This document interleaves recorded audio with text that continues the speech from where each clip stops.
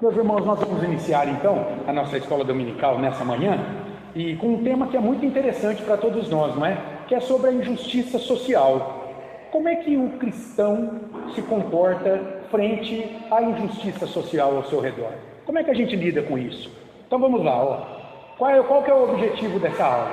A injustiça social, ela precisa ser tratada à luz das escrituras e não do pensamento secular ou do pensamento humanista.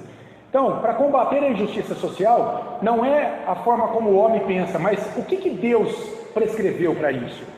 A fé cristã produz transformações na esfera social. Veja, a nossa fé, ela não pode ficar guardada para nós. Ela tem que ter implicações também na vida social, na esfera social, diante daqueles que passam necessidade.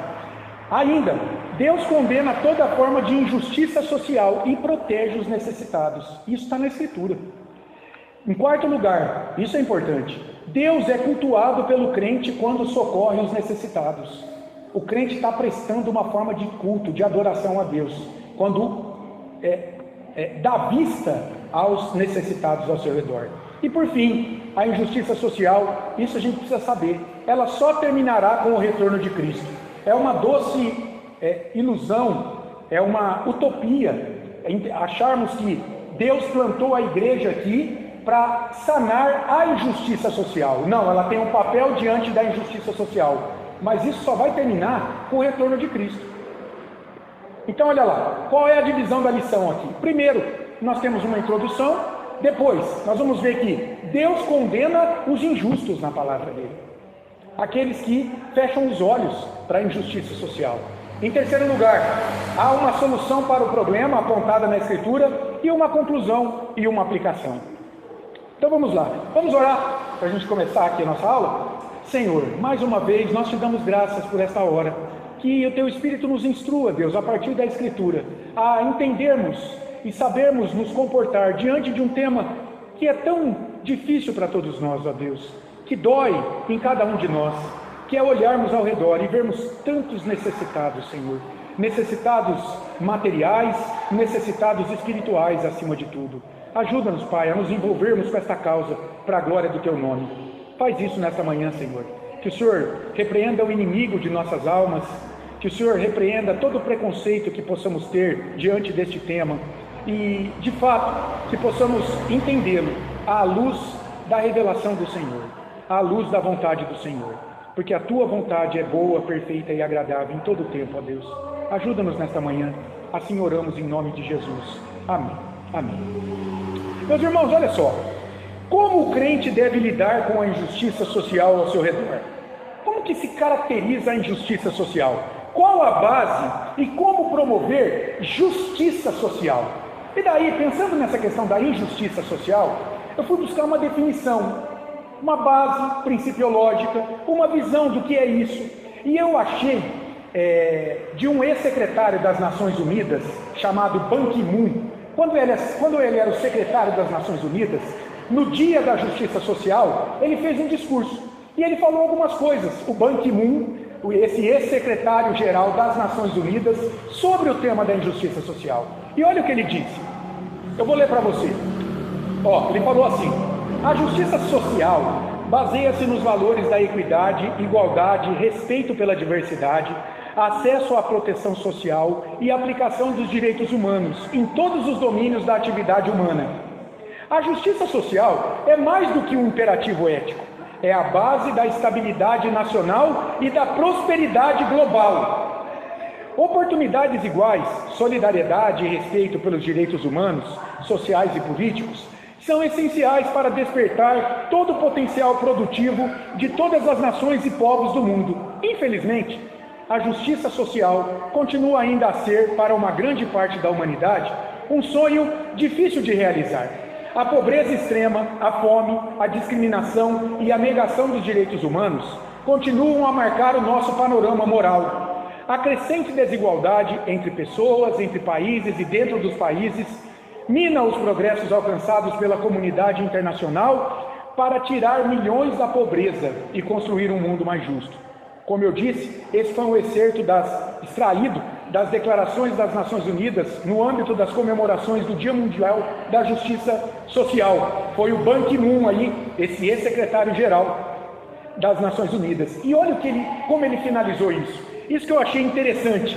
Ele disse assim, temos até 2030, ele falou isso mais ou menos em 2015. Temos até 2030 para não deixar ninguém para trás e assim promover a justiça social. Essa é a visão dele sobre a justiça social. E sabe o que é interessante aqui? É que o conceito de justiça social é muito vasto e depende mesmo da interpretação segundo a visão de mundo de cada pessoa. E aí mora o problema. Cada um interpreta esse tema segundo a sua formação pessoal, moral. A injustiça social em si, como a negação à opressão de direito nas relações humanas, ela existe de fato, mas a forma como ela é tratada, enfrentada, difere segundo os objetivos do coração de cada pessoa. Por isso que nós estamos aqui nessa manhã, para pensar como enfrentar isso ao nosso redor, segundo a Escritura, porque a Bíblia é a nossa regra de fé em prática, inclusive diante da injustiça social. Veja, o imperativo da injustiça social, por que é importante a gente tratar isso segundo a Bíblia? Porque essa questão da injustiça social vem sendo tratada de modo muito distorcido. Por exemplo, para dar vazão ao pecado daquele que não gosta de trabalhar, daquele que não gosta de estudar. Por isso, o que ele faz? Ele se vitimiza. Ele usa o tema da injustiça social sobre a sua vida para não fazer nada. Outra coisa, ideologias políticas usam a questão social como um trampolim para moldar a sociedade, segundo, por exemplo, um conceito marxista e materialista de existência, como o comunismo faz, o socialismo. Eles usam a pobreza para alavancar a sua ideologia política, dizendo que a salvação é só dar comida para o pobre, a salvação é política assistencialista, é só dar dinheiro para quem não quer trabalhar. A própria igreja, meus irmãos, em muitas denominações, distorce o seu papel fundamental. Qual é? Proclamar o evangelho para a salvação de almas, buscando fazer o quê? Disseminar uma salvação pelo social. Então é o evangelho social, onde saciar as necessidades terrenas e materiais se torna mais importante do que a fome de alma do pecador, que morre sem Cristo e vai para o inferno com uma quentinha na mão. Igrejas que trabalham nessa base. Não, nós temos que dar dinheiro, comida para todo mundo. Veja, a nossa igreja tem um projeto social, mas nós não queremos salvar ninguém distribuindo marmitex. Não, nós fazemos isso como um pretexto para alcançar o coração pelo evangelho. É muito diferente de você querer encher a igreja saciando, pagando uma conta, dando comida. Tem que tomar cuidado com isso. O propósito dessa aula, então, irmãos, não é resolver de vez o problema da injustiça social, mas mensurar o que a igreja pode fazer para minimizar isso ao seu redor, enquanto aguarda o retorno de Cristo, que porá fim a tudo isso. Então veja bem, fica a pergunta, olha só, a injustiça social terá fim enquanto Cristo não vem? O que vocês acham? Será que vai acabar enquanto Cristo não volta? Olha o que Deus diz lá em Deuteronômio 15:4, dando leis justamente para que os pobres, os necessitados fossem protegidos naqueles dias e que ainda vigoram hoje. Deus diz assim: pois nunca deixará de haver pobres na terra. Você sabia que isso está na Bíblia? Olha lá, Deuteronômio 15:4, no contexto de ajuda aos necessitados, Deus está falando para o seu povo: cuidem deles. Por quê? Porque até o retorno do meu filho sempre haverá necessitados, sempre haverá pobres. Nesse texto aí, nesse contexto, Deus está dando leis para o cuidado dos pobres, de modo mais restrito, os pobres do seu povo, aos irmãos judeus pobres. Mas à luz do Novo Testamento, parábola do bom samaritano, a gente deve ajudar todas as pessoas necessitadas ao nosso redor. E essas pessoas, está escrito aí, sempre existirão. Nós não podemos perder de vista que toda necessidade, meus irmãos, seja material, emocional ou espiritual, é experimentada em decorrência da queda em pecado. E isso só vai terminar quando o pecado deixar de existir na vida humana. Quando é que o pecado vai deixar de existir aqui? Só quando Cristo voltar. Lá vai haver toda a perfeição. Lá não tem mais necessitados. Mas enquanto Cristo não volta, A necessidade, seja material, seja debilidade emocional e espiritual na vida humana, é fruto da queda. Quando o homem pecou, ele atraiu isso para cima de si. E aí que eu falo para você que é interessante a visão do Ban Ki-moon. Lembra a última frase? Nós queremos que até 2030 toda injustiça social acabe. Irmãos, isso é impossível.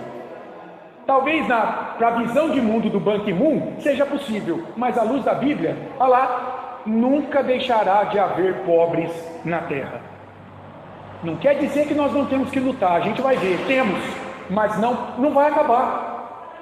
Então, você devotar a sua vida somente a isso é perder o principal, que é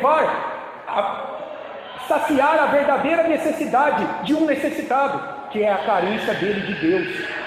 A reconciliação dessa vida com Cristo, essa é a maior necessidade. A Escritura nos revela, meus irmãos, que até o retorno de Cristo, vamos afirmar isso de novo, sempre haverá pobres, necessitados sobre a terra. E por que saber disso é importante? Porque, de fato, todo o esforço da igreja em cuidar dos pobres, num certo sentido, sempre será relativo. Quer dizer, nunca vai bastar, porque os pobres sempre existirão ao seu redor. Claro, isso não significa que eles devem ser deixados de lado, porque Deus sempre deu muita atenção a eles, sempre. E julgou o seu povo no passado, e ainda manifesta os seus juízos hoje, sobre a vida daqueles crentes que ignoram os necessitados ao seu redor. Mas tenha isso em mente, você deve ajudar os necessitados na medida das suas necessidades, mas sempre sabendo que isso não salvará o mundo com a sua ajuda. Os pobres, os necessitados de alguma coisa, sempre existirão até o retorno de Cristo. Pensando nisso, o autor da lição ele traça alguns princípios bíblicos aqui, que vão nortear a nossa abordagem sobre esse tema que é tão espinhoso, não é? Da postura do crente frente à injustiça social. Olha lá. Primeiro, ele vai ligar três coisas. Olha só, a justiça social. Vai lá, meu querido, ó, Thaleson, vai lá, a professora está esperando você. Vai lá, vai, a professora está esperando você lá. Ela preparou uma aula. Olha só, o que a gente vai ver quando a gente olha para a Bíblia frente a esse tema? Olha que legal isso. A justiça social, a verdadeira religião e o culto a Deus, num certo sentido, estão ligados. Olha que legal. Tem alguns textos aí que mostram isso. Olha o que a gente lê em Miqueias 6:8. Olha o que o profeta diz. Ele te declarou, ó homem, o que é bom, o que o Senhor pede a ti, que pratiques a justiça e ames a misericórdia, a compaixão com os perdidos, e antes humildemente com o teu Deus. Olha aí a ligação com a justiça.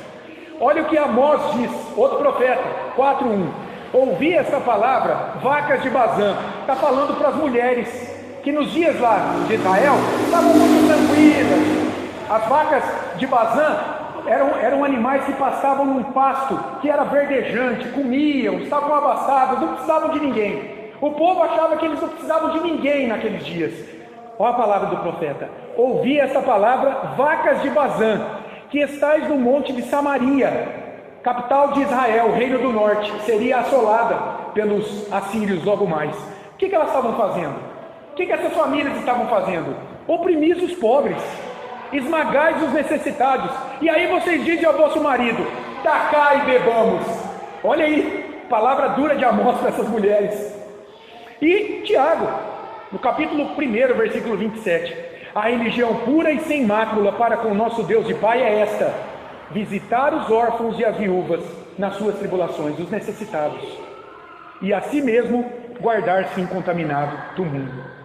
Além disso, outro princípio para a gente lidar com esse tema é de que a imagem de Deus está em nós e está também no necessitado, de modo que aquele que ignora o necessitado em suas calamidades insulta Deus, o seu Criador. Olha aí, Provérbios 17:5. O que escarnece do pobre, insulta o que o criou. O que se alegra da calamidade dele, quer dizer, entre parênteses foi eu que coloquei, não socorre, não ficará impune. Diante de Deus, todos os homens são necessitados da sua... Há uma necessidade que nos une, que nos nivela, é a necessidade da graça dele. E a igreja fiel foi por ele acolhida em misericórdia e amor. E agora deve fazer o quê? Deve levar aos necessitados ao seu redor Cristo, saciando as suas carências materiais, mas sobretudo a maior carência de todas as pessoas, que é a sua carência espiritual, ser reconciliado com Deus pelo sangue de Cristo. Ainda, um outro princípio: Deus não aprova nenhum ato de injustiça. Por quê? Por que vocês acham que Deus não aprova nenhum ato de injustiça? Alguém que não é justo, ele quebra a lei de Deus? Claro. Se ele quebra a lei de Deus, ele peca. E se ele peca, ele está sujeito à morte, à punição. Portanto que Deus não aprova nenhuma forma de injustiça. Quem promove, tolera ou nada faz para sanar as injustiças sociais ao seu redor, deixa de fazer o bem. E a Bíblia diz: quem sabe que deve fazer o bem e não faz, isso está pecando. Tiago 4,17. Portanto, Deus condena os injustos, segundo a Escritura. Se você tem a tua Bíblia aí, abra lá em Tiago, Novo Testamento, lá no finalzinho, depois de Hebreus, carta de Tiago, né? O meio-irmão de Jesus, capítulo 5. Vamos ver o que Tiago fala aqui, olhando para os ricos e a opressão dos ricos nos seus dias, sobre os pobres. Olha o que diz aí. Tiago 5, de 1 a 6.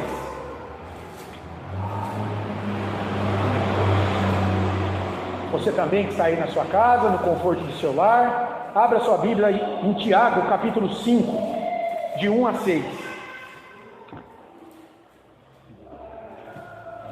Depois de Hebreus, antes de 1 Pedro. Acharam? Tiago, capítulo 5. Isso. Vamos nos ajudar. Pronto. Capítulo 5, de 1 a 6. Olha o que diz. Atendei agora, ricos, chorai lamentando, por causa das vossas desventuras que vos sobrevirão. As vossas riquezas estão corruptas, e as vossas roupagens comidas de traça. O vosso ouro e a vossa prata foram gastos de ferrugens, e a sua ferrugem há de ser por testemunho contra vós mesmos, e há de devorar, como fogo, as vossas carnes. Tesouros acumulastes nos últimos dias. Eis que o salário dos trabalhadores que ceifaram os vossos campos, e que por vós foi retido com fraude, está clamando.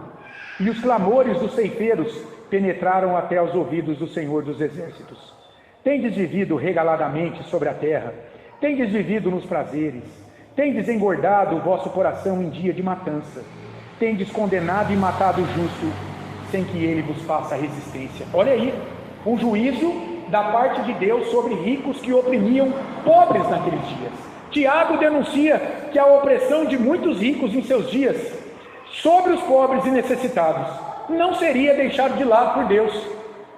Os ricos estavam ricos por roubarem os pobres, mas a sentença para eles, segundo esse versículo primeiro, era de miséria e destruição. Punição não só aqui nesse tempo, mas sobretudo no julgamento final, quando suas obras seriam expostas diante do tribunal de Deus. E aí a gente vê em Provérbios 22:16, o que oprime ao pobre para enriquecer a si, ou o que dá ao rico, certamente empobrecerá. O que Tiago está dizendo aqui para os ricos opressores nos seus dias? Riquezas acumuladas de modo ilícito não prosperam, e testemunham a ganância e a cobiça da parte dos ricos, que os condenariam da parte de Deus. Versículos 2 e 3. Ainda, ele está dizendo, o salário dos trabalhadores rurais nesses dias era retido e mais era fraudado. Quer dizer, os patrões combinavam um preço, o cara trabalhava na terra. Quando ele ia receber, não, eu vou te pagar metade. Então veja, além de ser retido, ainda era fraudado, mas Deus estava ouvindo o grito desesperado desses necessitados. Versículo 4. Veja aí, irmãos, uma evidência de que a injustiça social não é algo bem visto por Deus. Como um cordeiro cevado, diz Tiago, gordo para o dia da matança. A opressão dos ricos sobre os necessitados os levava a desfrutar dos prazeres deste mundo, enquanto milhares sofriam privações ao seu redor. Mas que ironia, não é? Porque justamente esses ricos estavam engordando com sua vida bem regada para serem mortos no dia do juízo. Versículo 5. Só um minuto. Pode passar por cá. A gente está tendo aula aqui, tá?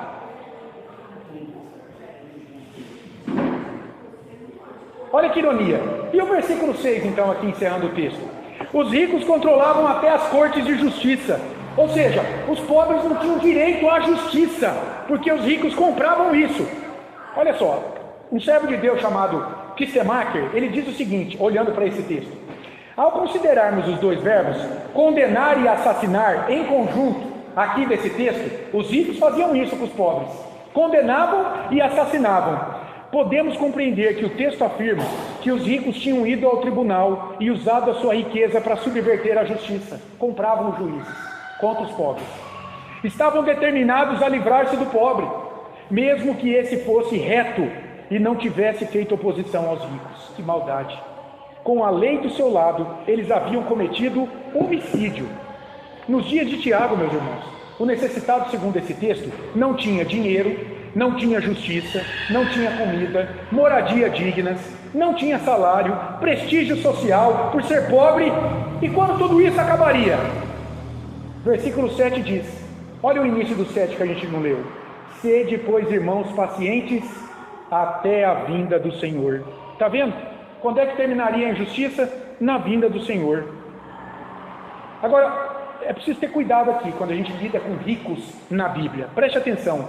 Deus não condena o rico por ser rico. A riqueza, segundo a Bíblia, é dom de Deus. É Ele que dá. Deus condena o rico quando ele confia no rico para a sua salvação. Tem muito rico que é rico, mas está com Jesus Cristo, firme. E tem muito pobre que é soberbo e está longe de Jesus e será condenado. E esse rico salvo. Porque não é ter dinheiro ou não ter dinheiro que é o diferencial no final. No final é se o rico confiava na riqueza ou tinha Jesus como seu Senhor e Salvador. Ele está salvo. Se o pobre não tinha nada, mas confiava em Jesus como seu Salvador, ele está salvo. O pobre não tinha nada, mas confiava em si, ou zombava de Deus, ele está condenado. Entenderam? É preciso ter cuidado. Deus não condena ninguém por ser rico, porque a riqueza é dom de Deus. O problema não é ser rico, é confiar no dinheiro e viver por ele. É trabalhar somente pelo dinheiro para acumulá-lo, não dividir com o necessitado e nem usá-lo para a glória de Deus. Olha o que a gente lê em Provérbios 10, 4. O que trabalha com mão remissa empobrece. Aquele que segura, não abre a mão, está preso, mas a mão dos diligentes vem a enriquecer-se. Olha o que diz o sábio em Eclesiastes 5,19. Quanto ao homem a quem Deus conferiu riquezas e bens e lhe deu poder para deles comer e receber a sua porção e gozar do seu trabalho, isto é dom de Deus, um presente. Deus dá para uns, não dá para outros, segundo a vontade dele. Tem crente rico, tem crente que é simples, não tem problema. O importante é o que é? São crentes. E se estão em Cristo, já tem a maior riqueza e precisa compartilhar isso com aqueles que não têm, tanto socorrendo-os em suas necessidades materiais, quanto compartilhando o Evangelho com eles. Nós vimos isso hoje de manhã. O problema da riqueza, segundo esse texto, é a idolatria. É colocar nelas a confiança e a segurança que devem pertencer somente a Deus. E nesse sentido, como eu disse, um pobre pode ser idólatra. Sabe como é que ele pode idolatrar? Ele pode idolatrar o que ele possui, confiar naquilo que ele tem, e mais, até o que ele não possui. Sabe qual é a idolatria de um pobre que quer ser rico? É essa vontade dele querer ser rico. Ele pode fazer tudo na vida para conseguir isso. Entenda, é muito justo a gente trabalhar para ganhar dinheiro. Claro, é muito justo. Mas desde que você entenda que isso não é tudo na tua vida. Isso não pode ser o teu alvo de vida. Você pode transformar, inclusive, essa expectativa de ser rico em uma idolatria. Então, a aquisição e o uso ilícito de riquezas é algo condenado por Deus na Escritura.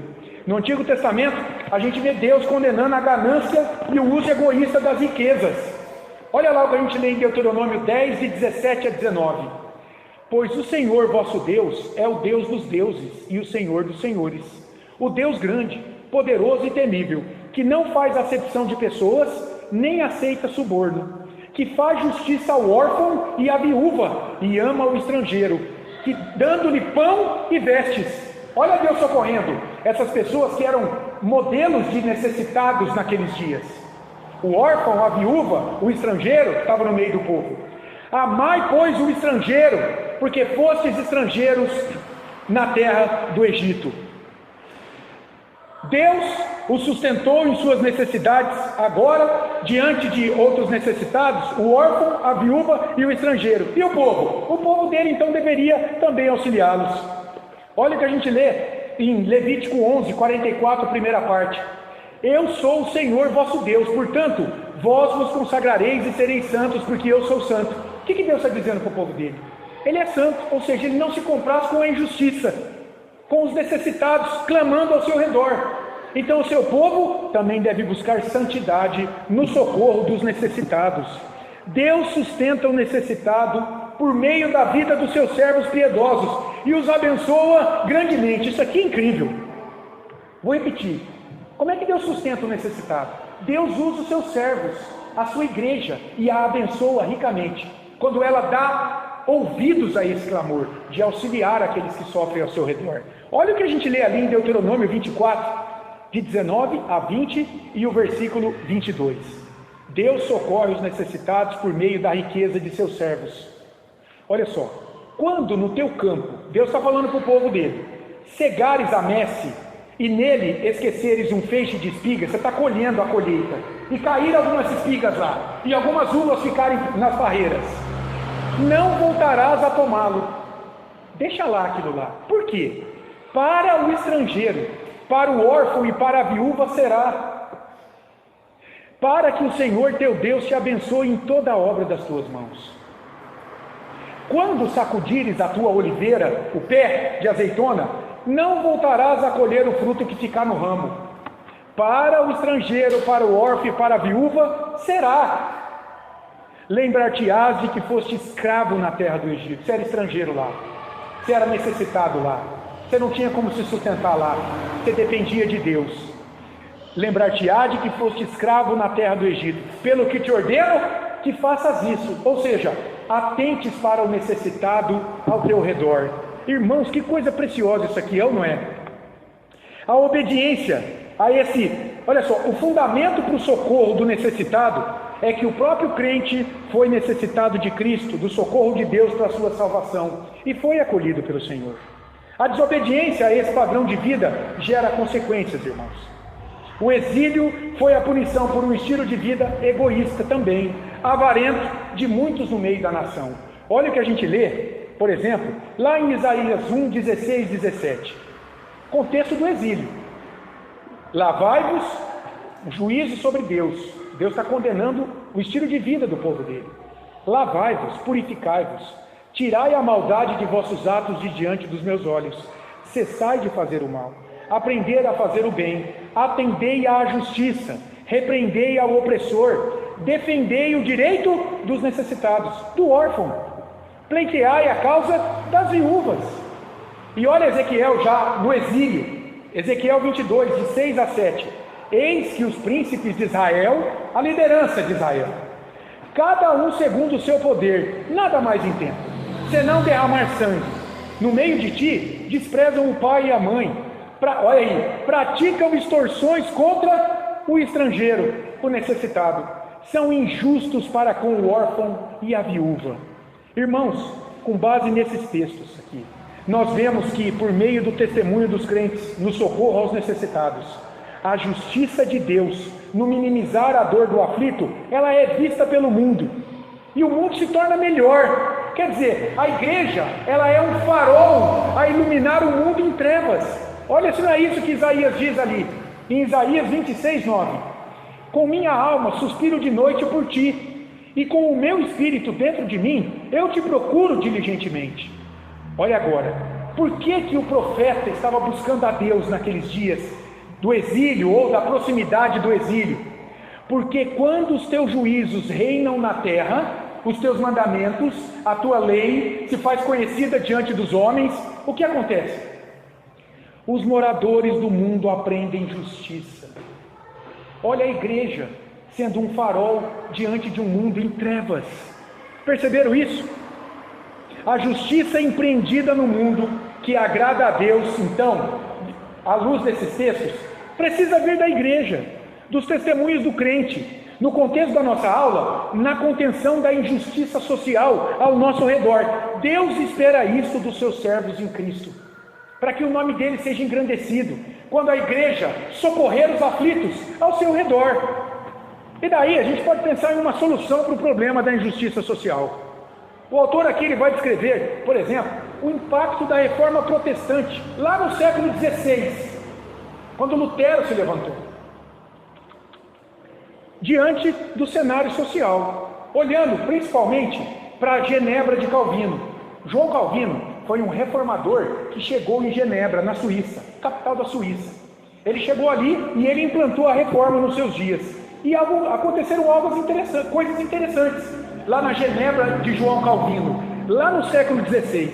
Havia um fundo lá em Genebra, na Suíça, chamado Bourse Française.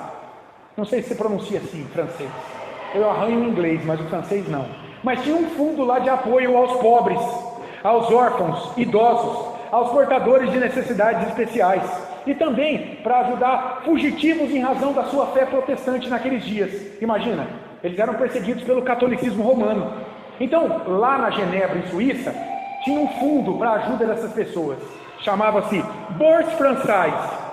A igreja, além desse fundo ali, que era gerido certamente pelas autoridades locais, a igreja também operava na assistência por meio do diaconato. Os diáconos, então, ajudavam financeira, temporariamente, dando treinamento profissional, acolhiam em suas casas famílias, crianças abandonadas, cuidavam de enfermos cristãos em fase terminal e de não cristãos também.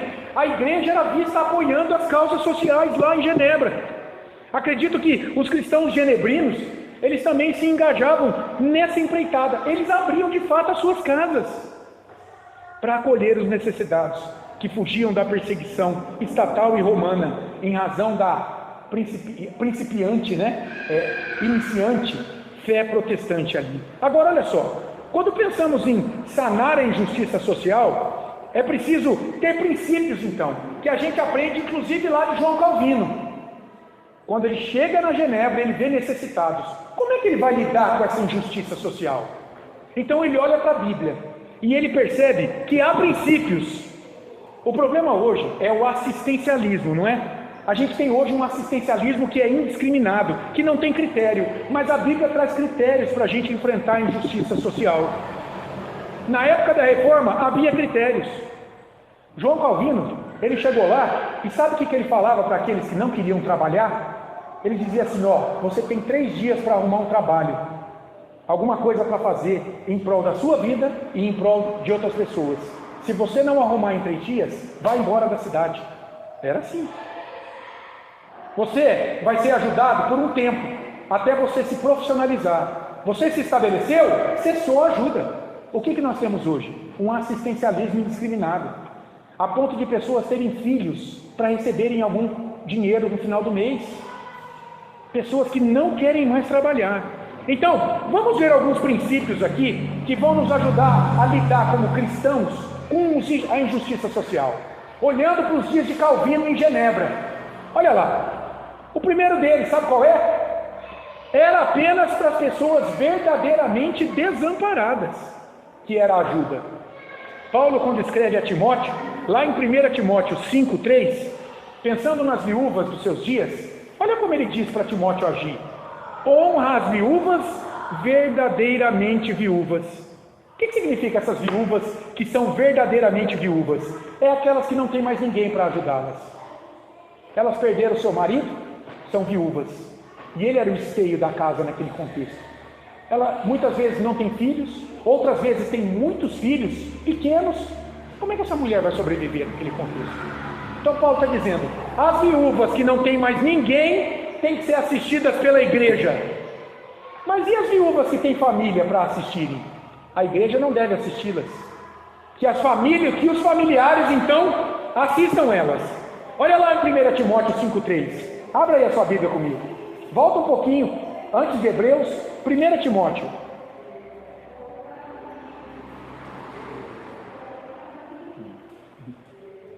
1 Timóteo 5,3. Volta um pouquinho de Tiago, você vai passar Hebreus, vai voltando. 1 Timóteo capítulo 5, olha que legal que Paulo fala aqui para essas mulheres. A Bíblia tem resposta para tudo, irmãos. Tem princípios para a gente gerir a nossa vida. 1 Timóteo 5, versículo 3, Paulo está dizendo: honra as viúvas, verdadeiramente viúvas. Agora, olha o 4. Mas, ele vai dizer algo que contraria isso. Se alguma viúva tem filhos ou netos, que estes aprendam primeiro a exercer piedade para com a própria casa e a recompensar os seus progenitores, porque isso é agradável, é aceitável diante de Deus. Então, se a viúva tem família para sustentar ela, ela não deve ser um peso para a igreja, nem para a sociedade, que a família dela cuide dela. Ou seja, ela tem que ser amparada se ela é verdadeiramente desamparada. Olha a parábola do bom samaritano de Lucas 18. Diz o texto que aquele homem estava semi-morto, ferido, inconsciente. Ou seja, ele estava totalmente desamparado. Não tinha ninguém para socorrê-lo. Por isso que vem lá o samaritano e o socorre. Então, o primeiro princípio, a assistência é para quem está totalmente desamparado. Quem não tem mais ninguém para ajudá-lo. Em segundo lugar, isso é interessante, essa assistência é temporária.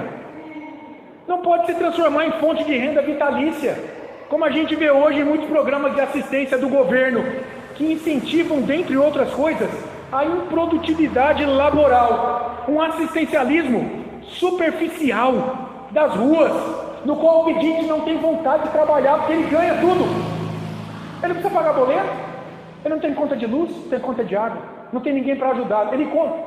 A esmola mantém ele na rua. Em vez de ajudá-lo, só leva ele ainda mais para trás. Lá em Rio Preto tem algumas placas assim nas esquinas, onde ficam muitos pedintes. Não dê esmola, dê oportunidade.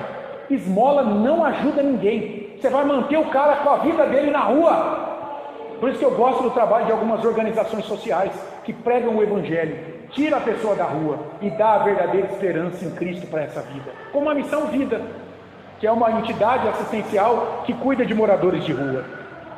Então, o que a gente vê? Que a assistência lá em Genebra de Calvino era temporária, até ele se restabelecer. Você tem como caminhar com as próprias pernas? Acabou. Então você não dá o peixe, você dá a vara para a pessoa pescar. Você profissionaliza, você trabalha a vida emocional, espiritual dessa pessoa. Outra coisa, a assistência é da iniciativa privada e da igreja, não era do Estado. A caridade era feita por entes privados ou pela igreja, jamais assumida pelo Estado, como a gente tem hoje numa espécie de comunismo disfarçado, socialismo, por trás de programas sociais sem fim. O que sugere o quê? Isso gera uma sociedade extorquida. Aqueles que produzem, que geram riqueza, veem as suas riquezas na mão de pessoas que não querem fazer nada para investir no social. Percebe a ironia? Pessoas que são como parasitas. E veja, há muita gente com boa intenção, precisando de ajuda nesse meio. Mas a maioria, você vê isso aí comprovado nas fraudes, por exemplo, desses programas. Outro dia foi feito um pente fino sobre alguns programas sociais. Mais da metade não precisava do auxílio, mas estava recebendo. O que essas pessoas estão dizendo para a sociedade? Me sustentem. Eu não estou dando nada em troca para você, mas eu quero que você me sustente. Será que isso é justo? Por detrás de programas sociais sem fim, há uma sociedade estrangulada. Aqueles que cooperam não veem um retorno para suas vidas. Aqueles que recebem também estão estrangulados. Sabe por quê? Estão sendo mantidos nesse estilo improdutivo de vida. Não estão crescendo. Têm dons, têm talentos, mas estão parados na vida por conta desse estilo de vida viciante e terrível. Ainda, a assistência tem que ter em vista a profissionalização do necessitado. A profissionalização era o alvo de se investir temporariamente na vida dos necessitados. Enquanto o auxílio chegava, o que essa pessoa era formada? Em alguma profissão, em algum ofício. Trabalhadores eram formados nas mais diversas áreas. Para quê? Para que depois eles fossem autossuficientes no seu sustento. Então, era um sistema equilibrado, de dar e receber em troca. Eu invisto na tua vida, você vai se profissionalizar. Depois, você vai se autossustentar, você não vai depender mais de mim. Veja, o sistema equilibrado. É como eu disse a vocês, quando Calvino chegou em Genebra, os estrangeiros que chegavam tinham 3 dias para arrumar algum trabalho. Do contrário, eles tinham que sair depois. Você não quer produzir nada aqui? Tchau. Aqui não tem lugar para você. Os moradores de rua, os ociosos em geral, eles deviam aprender um ofício. Do contrário, eles podiam ser presos lá em Genebra. A boa base bíblica para isso, irmãos. Olha o que Paulo fala lá em 2 Tessalonicenses 3, de 10 a 12. Porque quando ainda convosco, Paulo está dizendo para a igreja lá de Tessalônica, vos ordenamos isto. O que ele ordenou? Se alguém não quer trabalhar, também não coma. Olha, parece duro, não é? Pois de fato, estamos informados de que entre vós há pessoas que andam desordenadamente, não trabalhando. Antes se intrometem na vida alheia. A elas, porém, determinamos e exortamos no Senhor Jesus. É palavra de Jesus, é a vontade de Jesus, que trabalhando tranquilamente, comam o seu próprio pão. Irmãos, aos olhos de Deus, preste atenção no que eu vou dizer, aos olhos da Bíblia. Quem pode trabalhar para o seu sustento, mas não quer trabalhar, não é digno de ajuda. Eu vou repetir isso. Quem pode trabalhar, não estou dizendo de pessoas que têm necessidades especiais, idade avançada, alguém que fez tudo para conseguir trabalho. Tem gente que está tentando, mas não obtém êxito. Essa pessoa temporariamente precisa ser ajudada, mas aquele que decidiu não trabalhar, podendo trabalhar, precisa assumir outra postura, meditar na Escritura, especialmente nesse texto aí, de 2 Tessalonicenses 3, e também no exemplo da formiga lá de Provérbios 6, que no verão, o que ela faz? Ela ajunta comida, para quando vem o inverno, ela está tranquila, porque ela trabalhou, ela guardou, para que quando viesse o inverno ela tivesse provisão. Esse aí, que decidiu não trabalhar na vida, podendo trabalhar, tem que tomar vergonha na cara. Vai trabalhar, meu filho. É preciso ter critério à luz de princípios bíblicos para ajudar os necessitados. Olha que interessante. Para Calvino, irmãos, sabe quem era rico? Quem era rico nos seus dias? Era aquele que não desejava mais do que possuía. Rico é aquele que não deseja mais do que já tem, no saceio das suas necessidades. Comentando o texto de Hebreus 13, 16, vai um pouquinho para frente aí, em Hebreus 13. Ele comentando esse texto aqui, ele vai dizer o seguinte, olha lá, Hebreus 13, 16. Olha o que diz o texto. Não negligencieis igualmente a prática do bem e a mútua cooperação, pois com tais sacrifícios Deus se compraz. Comentando esse texto, ele vai dizer assim, confesso, deveras, que não sou pobre, pois não desejo mais além daquilo que possuo. E ele diz ainda, pôr o coração nas riquezas significa mais que simplesmente cobiçar a posse delas. Implica ser arrebatado por elas a nutrir uma falsa confiança.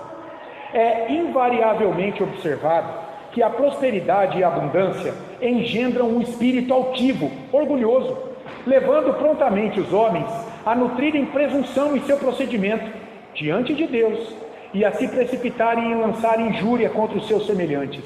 Mas, na verdade, o pior efeito a ser temido de um espírito cego e desgovernado desse gênero é que, na intoxicação da grandeza externa, na riqueza que se aparenta ter, somos levados a ignorar quão frágeis somos e quão soberba e insolentemente nos exaltamos contra Deus. E ele conclui, quando depositamos nossa confiança nas riquezas, na verdade estamos transferindo para elas as prerrogativas que pertencem exclusivamente a Deus. E daí a gente pode concluir aqui a nossa aula. Quanta coisa importante, quantos princípios para você conseguir se portar diante da injustiça social ao teu redor. O que a gente pode dizer em conclusão? e em aplicação também. Primeiro, irmãos, essa aula nos mostra que não deve haver necessitados dentro da igreja de Cristo. Porque aquele que tem muito, ter muito não significa tão somente ser muito rico, a ponto de dar o que sobra, mas ter além do bastante para uma vida digna. Isso todo crente pode ter, porque Deus tem provido. O que inclui todos os membros da igreja que trabalham e têm condições de auxiliar seus irmãos necessitados. Pois bem, esses irmãos, eles devem ajudar seus irmãos necessitados, que por sua vez devem empreender um estilo de vida produtivo, trabalhando para poderem se sustentar. Isso não é assistencialismo vitalício, barato, ajuda recebida, mesmo dentro da igreja. É claro, exceto se o irmão não tem condição para o trabalho, necessidade especial, está doente, luta, mas não está conseguindo emprego. Veja, esse deve ser ajudado dentro da igreja, porque não deve haver necessitados nos bancos da igreja.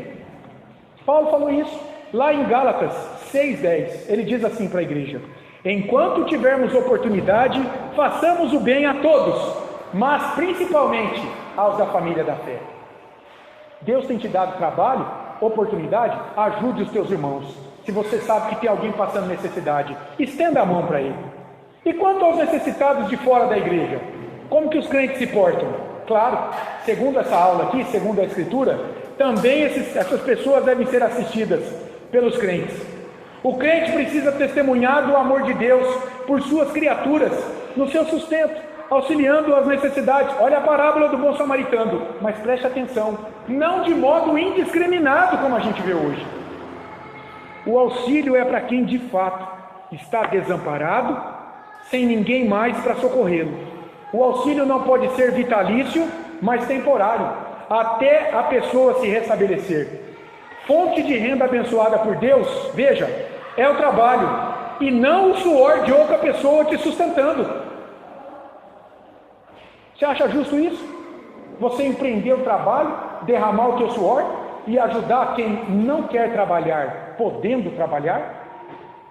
Não parece justo isso. É preciso que o necessitado demonstre apreço pelo trabalho, se ele pode, não querendo viver uma vida ociosa. Veja, irmãos, é princípio bíblico. Quem não quer trabalhar, não coma.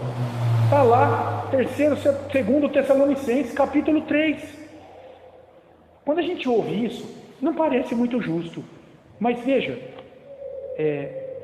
será que, como eu disse agora há pouco, você acha justo que aquele que luta pelo seu pão, trabalhando honestamente, tenha que sustentar alguém que decidiu não trabalhar? Não parece justo. E se não é justo, não tem a aprovação de Deus. Então, diante de uma pessoa dessa, o cristão está liberado para deixá-lo de ajudar. Você pode ajudá-lo se você quiser, mas percebendo essa disposição ociosa dessa pessoa, chega, acabou. Você não quer nada com a vida, meu caro. Você não quer nada com o trabalho. Irmãos, não perca de vista que à luz da Bíblia, enquanto existir mundo, vai haver desigualdades sociais, porque elas provêm do pecado na vida humana, e elas só cessarão com o retorno de Cristo. Então, é um devaneio desprezível a Deus, os homens sem Cristo buscarem saciar como fim último da existência humana as necessidades materiais da humanidade, desconsiderando a maior delas, que é a reconciliação do homem com Deus por meio da fé em Jesus Cristo. Então muitos homens devotam a sua vida a saciarem as necessidades materiais, achando que isso vai salvar as pessoas. Não vai. Quem salva as pessoas é a reconciliação delas com Cristo, com Deus por meio do sangue de Cristo, mediante a fé. Essa é a maior necessidade. É verdade, a igreja ela deve ajudar a matar a fome dos homens, como a gente viu nessa lição. Mas mais do que isso, ela precisa em primeiro lugar saciar a fome espiritual do pecador sem Cristo, conduzindo-o a Deus pela pregação e vivência do Evangelho que coloca essa vida necessitada nas mãos de Jesus Cristo. E quando Cristo entra na vida de uma pessoa pela fé, sabe o que acontece? A vida dessa pessoa muda. Olha como é que, em primeiro lugar, deve ser a pregação do Evangelho. Se você prega o Evangelho e Cristo entra na vida de alguém que é viciado em alguma coisa, o que o Espírito Santo vai levar ele a fazer agora? A lutar contra o vício. Ele vai abandonar o copo de pinga, de cerveja. Ele vai abandonar a roda dos escarnecedores. Ele vai lutar contra o cigarro. Ele vai melhorar a sua qualidade de vida. Ele vai ficar menos doente. Vai bater menos no INSS para pedir auxílio, para onerar a sociedade. Se ele não trabalha e agora ele conhece Cristo, o que o Espírito Santo vai levar ele a fazer? Vai levá-lo a se profissionalizar, a buscar um meio honesto de vida. Entende? Como a missão da igreja é pregar o Evangelho para que a partir daí a vida material melhore. Mas o que o mundo sem Cristo faz? Inverte a ordem. Não, rapaz, você precisa só de comida. Não, rapaz, você precisa só de assistência. E a pessoa vai vivendo de moeda em moeda, até que ela morre e vai sem Cristo para o inferno, com todas as moedas que ela ganhou no bolso dela. Olha como são duas visões para tratar com a injustiça social diametralmente opostas. Olha o papel fundamental da igreja. Em verdade, parece faltar amor para aqueles que só atendem às necessidades materiais do necessitado. Você está despedindo essa pessoa com uma quentinha para o inferno, porque sem Cristo ela está condenada. Enquanto que, se ela tem Cristo, é promessa de Deus. Salmo 23, o Senhor é meu pastor, nada me faltará. Deus proverá, de alguma forma, por meio da igreja, na vida desse coitado, desse necessitado, mas Deus proverá. Por isso, ajude sim teu irmão aqui dentro e o necessitado fora daqui, com os bens que Deus tem te dado, para administrá-lo para a tua glória, porque você estará cultuando a Deus com essa demonstração de amor. Mas sobretudo, não deixe de pregar o Evangelho, que é o pão do céu, Jesus Cristo, para a salvação da alma, porque do contrário, você só o fez sorrir agora, para que ele chore depois, condenado pelos seus pecados. Amém, meus irmãos? Amém. Você vê que sobre justiça social, vocês têm algo a dizer? Vocês já viveram isso? Vocês lutam contra isso na vida de vocês? Não é difícil a gente ver gente sofrendo por aí? Você quer ver algo que acaba comigo? Eu saio do culto e logo na esquina tem alguém descalço, sujo, pedindo dinheiro, pedindo comida, pedindo roupa. Na verdade pede dinheiro, né? Para sustentar o vício. Veja, quando eu tenho oportunidade, você precisa falar da verdadeira necessidade desse homem, dessa mulher. Que Deus não o criou para ele estar desse jeito ali. Essa não é a vida que Deus tem para ele. Ele escolheu esse estilo de vida, quando ele abriu mão de tudo, deixou a família de lado e foi para as ruas, se entregou aos vícios, uma vida sem esperança. Cristo tem que entrar ali primeiro. Você podendo ajudar, você vê que a pessoa está com muita fome, você vê um lanche, você quer um lanche, eu te pago um lanche, mas não deixa de pregar o Evangelho, de falar alguma coisa para essa pessoa, porque se você só der comida, você não ajudou em nada. É mais um descargo de consciência. Sabe quando a gente faz algo para ficar de bem com o nosso ego? Eu já fiz algo, pronto. O que eu precisava era abrir o vidro, um tantinho assim, jogar uma moeda, como a maioria das pessoas fazem. Você está deixando essa pessoa na morte. Você está mantendo ela nesse estilo de vida. Você está matando ela ainda mais. É duro isso, não é? Às vezes não dá tempo nem de dar uma palavra. Já abre o semáforo, alguém buzina atrás, você tem que sair. Você não fez nada por aquela pessoa. Eu me incomodo, irmãos. Isso é algo que me incomoda, sabe? Às vezes você está indo para o culto, né? Domingo de manhã você já vê um necessitado. Parece que é para te esbofetear, para já te deixar mal. Por quê? Você passou por ele e não fez nada. É triste isso. Nós somos chamados para assistir essas pessoas, ajudando-as materialmente, mas sobretudo pregando o Evangelho a elas. Amém? Vamos orar para encerrar? Obrigado, Senhor, por essa aula tão instrutiva a partir da Tua Palavra. Ajuda-nos nesse tema tão difícil, Pai, a lidarmos com a injustiça social ao nosso redor. Que o Teu Espírito nos ajude a socorrer verdadeiramente aqueles que estão desamparados. Ajuda-nos, dá-nos discernimento espiritual nessa hora, Senhor, sensibilidade para penetrar o coração daqueles que estão necessitados ao nosso redor e estender a mão para aqueles que de fato precisam de ajuda, que têm buscado compromisso com o Senhor. Ajuda-nos também, ó Pai, a pregar a Tua Palavra a eles, para que juntos possamos agradecer ao Senhor, porque é promessa Tua, Deus, de que o Senhor é o nosso pastor e nada nos faltará. Louvado e engrandecido seja o Teu nome. Fica conosco no restante deste dia, fala conosco pela Tua Palavra, Senhor, pelo Teu Santo Espírito, aplicando essa palavra em nosso coração. Assim oramos em nome de Jesus. Amém. Um bom domingo para você, meus irmãos.